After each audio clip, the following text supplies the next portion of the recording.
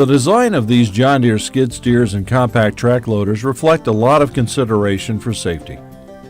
But does this automatically ensure safety on the job site? There are many pieces of safety equipment on the loader, but there is no assurance that the safety equipment will get the job done unless you use it.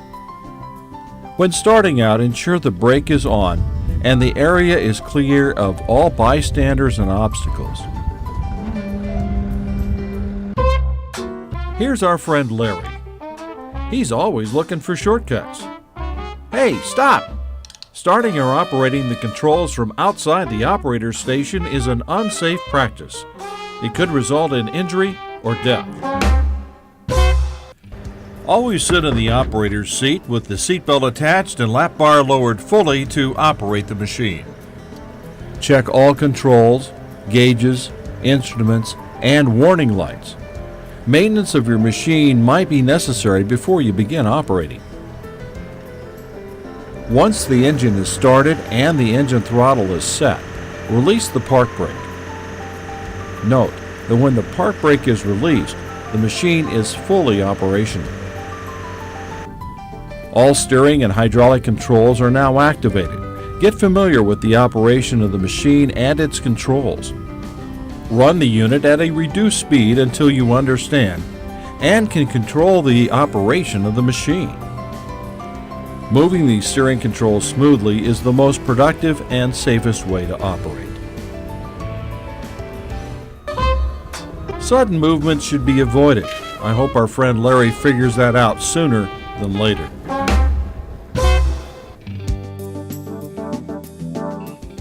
All John Deere skid steers and CTLs have a rated operating capacity. These capacity limits must not be exceeded. Refer to the operator's manual for specific information on load limits.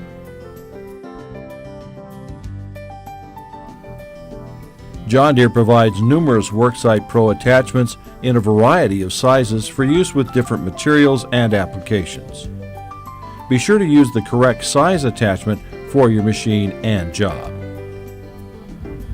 Prior to disconnecting a hydraulic attachment, stop the engine and release the pressure on the hydraulic lines. Caution: hydraulic couplers will be hot after operation. Warning: to prevent injury, lower the lift arms fully before engaging or disengaging attachments. Always make sure your attachment is properly secured to the mounting system, whether it's equipped with manual or remote locking.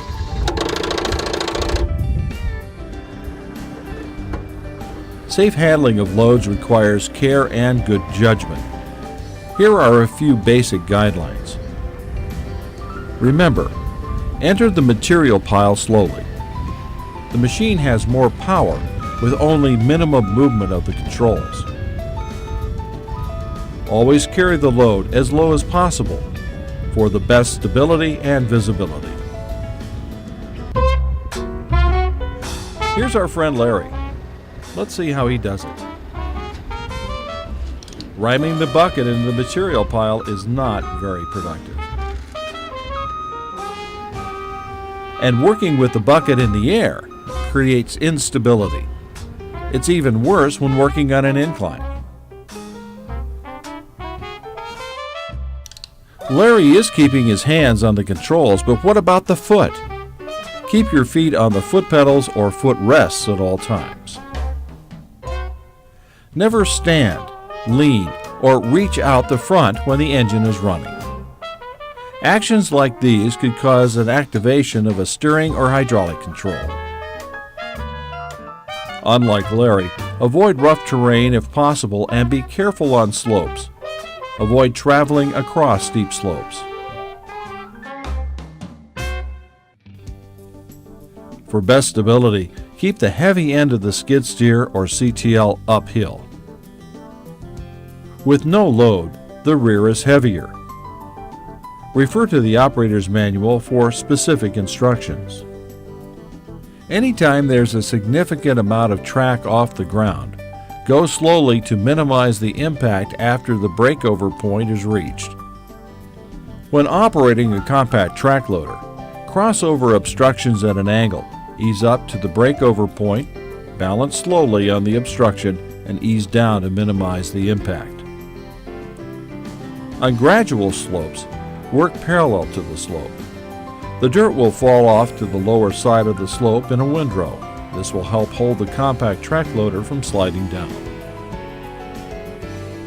On steep slopes, work diagonally, starting from the base, working upwards.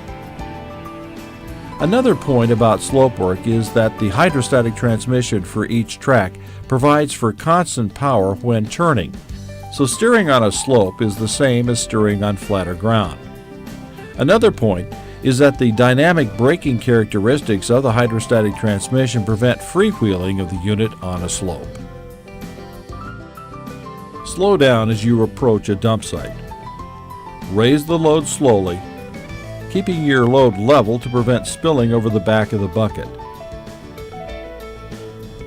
Never lift, swing, or move a load over anyone, or allow anyone to reach under or stand under a raised boom. Unlike Larry, do not leave the seat with the boom raised or the engine running unless the boom lock is engaged and the attachment is removed. Remember, you must be aware of your surroundings at all times.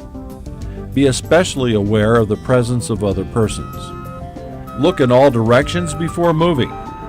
Always look to the rear when backing up. Keep bystanders, children, and pets away from the machine when operating. It's wise to have underground utilities marked before you go to work.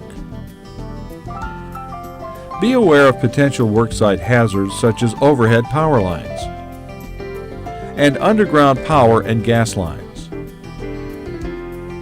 If you must work in an enclosed area, make sure you have adequate ventilation. Exhaust fumes can kill or cause serious illness.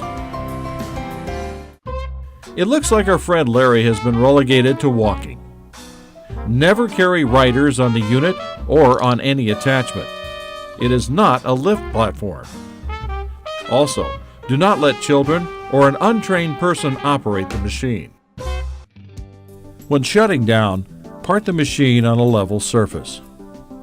Always lower the boom and attachment flat on the ground. Engage the parking brake button. Lower the engine RPM and operate the engine without load for a couple of minutes. This will help cool down the turbocharger. Stop the engine. If the unit is equipped with a key, remove it. If equipped with a cab, it's a good idea to lock it up. You never know who may drop by.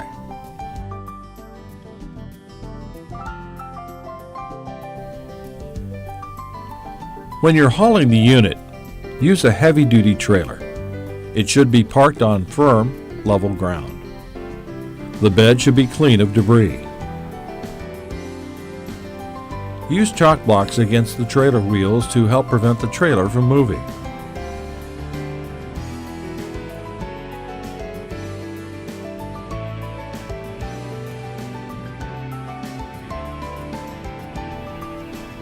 Back the machine onto the trailer, keeping the boom and attachment low.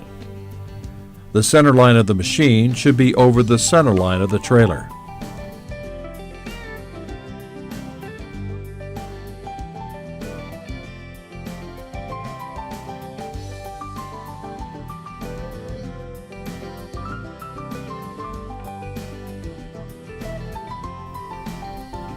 Once on the trailer, lower the front attachment.